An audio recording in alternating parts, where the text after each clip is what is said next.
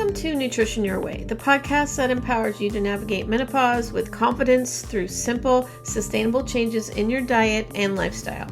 If you're experiencing the challenges of menopause and seeking ways to thrive during this transformative phase of life, this show is for you. Discover how you can still enjoy your favorite foods while managing menopause symptoms using simple ingredient swaps. Learn strategies that may help you reduce discomfort, balance your hormones naturally, and embrace this new chapter with vitality and grace. Each episode provides practical tips and insights to make your menopausal journey smoother and more empowering, regardless of where you are in the process. I'm your host, Cindi, flexible nutrition and lifestyle transformation coach and menopause empowerment specialist. I'm here to guide you on your path to becoming a happier, healthier, and more empowered you during menopause and beyond, one simple change at a time. Welcome everybody to another episode of Nutrition Your Way. I am Cindi and a certified nutritionist and menopause coach. And today we're talking about something that might just change your entire relationship with food. Flexible nutrition, and specifically the 80-20 rule. So before we dive in, let me ask you something. How many times have you started a strict diet only to feel guilty when you couldn't stick to it perfectly? Or maybe you've denied yourself your favorite foods for weeks only to end up binge eating later on. If you're nodding your head right now, you're not alone, because I have been there too. So let's talk about what flexible nutrition really means, especially for women navigating menopause. You know, when I first started working with clients, I noticed something interesting. The ones who allowed themselves some flexibility with their eating habits actually stuck to their healthy lifestyle longer than those who tried to be perfect all the time. Because you can't be perfect because it causes so many other issues. This is where the 80-20 rule comes in. It's beautifully simple. Aim to eat nutrient-dense whole foods 80% of the time and give yourself permission to be more relaxed with your choices the other 20%. Think about it.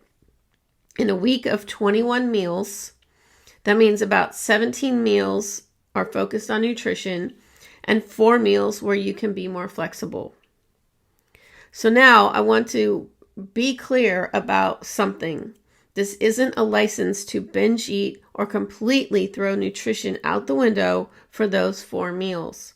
It's about creating a sustainable, enjoyable approach to eating that works with your life, not against it.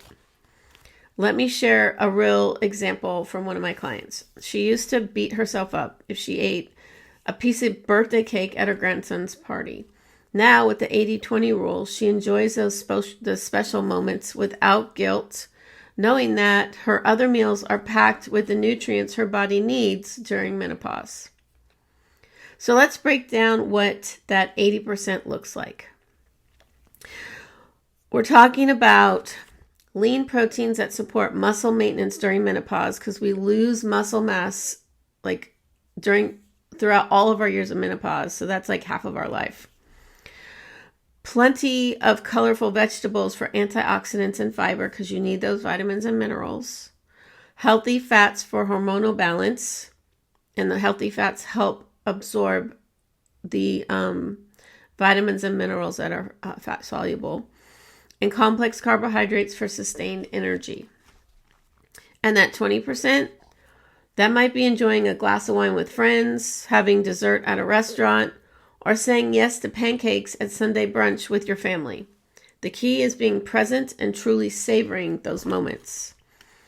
And that would be the non-protein pancakes you get at a restaurant. Because if you're eating protein pancakes at home, then those would be a little more into your 80%. So here's where I see many women get stuck. They think flexible nutrition means letting yourself go or giving up on health goals. But in truth, this approach actually helps you achieve better results because it's sustainable. When you remove the pressure of perfection, you remove the cycle of restriction and rebellion that so many of us get caught in. So let me share 3 practical tips for implementing the 80-20 rule. First, plan your meals, but keep it simple. I recommend batch cooking a few basics at the beginning of the week. Some grilled chicken, roasted vegetables, and a grain like quinoa. And this makes it easier to stick to nutritious choices for that 80%.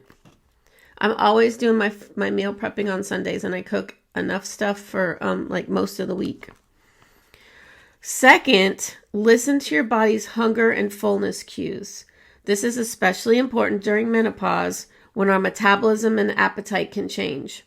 The 80-20 rule works best when you're tuned into what your body actually needs. And third, be strategic about your 20%. If you have a dinner party coming up where you want to fully enjoy yourself, that's exactly what the 20% is for. Keep your normal, nourishing meals during the day. And this is about creating a natural flow that fits your life and enjoying both your nutritious meals and your special moments without overthinking it. Now, let's dive into something I get asked about all the time. What does this actually look like in real life? Because theory is great, but we live in a real world with busy schedules, family commitments, and yes, stress eating during menopause. So picture this. You're having a hectic week at work, hot flashes are disrupting your sleep, and your usual meal prep routine just isn't happening. This is exactly when flexible nutrition shines. Instead of falling into the all or nothing trap, you can adapt while staying on track. So here's what that might look like. Maybe breakfast is your pre-prepped overnight oats with berries and seeds. That's part of your 80%. Lunch gets a bit rushed, so you grab a pre-made salad from the store with some added protein. That's still part of your 80%. Then dinner is takeout with the family, perfectly fine as part of your 20%. You see how we're flowing with real life while maintaining overall balance? Okay. And the all or nothing is such a bad habit that so many people are in. We need to start changing that thinking to all or something. Because a lot of people think that, oh, they fell off the wagon and they're just not going to do it anymore. It's like, no, just you made one simple mistake with your food. You just start the next meal the right way. So let's talk about special occasions, because this is where a lot of my clients initially struggle. Holidays, vacations, family celebrations, these are part of a joy-filled life, right? The beauty of flexible nutrition is that it expands and contracts with your life. Hence the word flexible, okay? It's not rigid. It's flexible so it fits in to your lifestyle. So during a vacation week, for instance, you might shift to a 70-30 or an even 60-40 approach temporarily, okay? The key is returning to your usual 80-20 pattern when you get home without guilt, without rigid rules, just a natural flow back to your baseline. And here's something crucial that we haven't discussed yet. Emotional eating during menopause. Let's be real. Hormonal changes can impact our mood and our relationship with food. The 80-20 approach actually helps here too, because it removes the shame from emotional eating. Okay? So instead of beating yourself up, you can acknowledge it, show yourself compassion, and gently return to your nourishing choices. Okay? I know I have struggled with this too, so I know that it's a real thing. And I had another client who used to restrict her eating when stressed and then overeat later. And since adopting flexible nutrition, she's found a middle ground. She keeps nourishing snacks on hand for stressful days, things like apple slices with almond butter or hummus with veggie sticks. But she also knows it's okay if she reaches for chocolate sometimes. This permission, paradoxically, helps her make more balanced choices overall. So yes, you are trying to balance that out, and it's okay, but that's why you have that 20% of the time to have those less nutrient-dense foods. So something else that's really important to address is how this approach works with your changing nutritional needs during menopause. During this time, your body needs more protein to maintain muscle mass, because remember, we lose muscle mass throughout all of menopause, and that includes perimenopause, which you get in your 30s. So we're in menopause for over half of our life. Additional calcium and vitamin D for bone health, omega-3 fatty acids for heart and brain health, and plenty of fiber for digestive health and blood sugar balance. So the 80-20 rule actually makes it easier to meet these needs because you are not stressing about being perfect. When you're relaxed about food choices, you're more likely to tune into what your body really needs. So before we wrap up, let's address one more common concern. What if I lose control during my 20%? This fear often comes from a history of restriction. But remember, when you truly know that flexible eating is always available to you, the urgency and anxiety around food naturally diminishes. So start where you are. And maybe right now you're eating nutritious meals 50% of the time. That is great. Work on gradually increasing that to 60%, then 70%, and eventually 80%. This isn't a race and there is no deadline. Okay, remember, the goal isn't perfection. It's progress and sustainability. When you embrace the 80-20 rule, you're choosing a path that honors both your nutritional needs and your quality of life.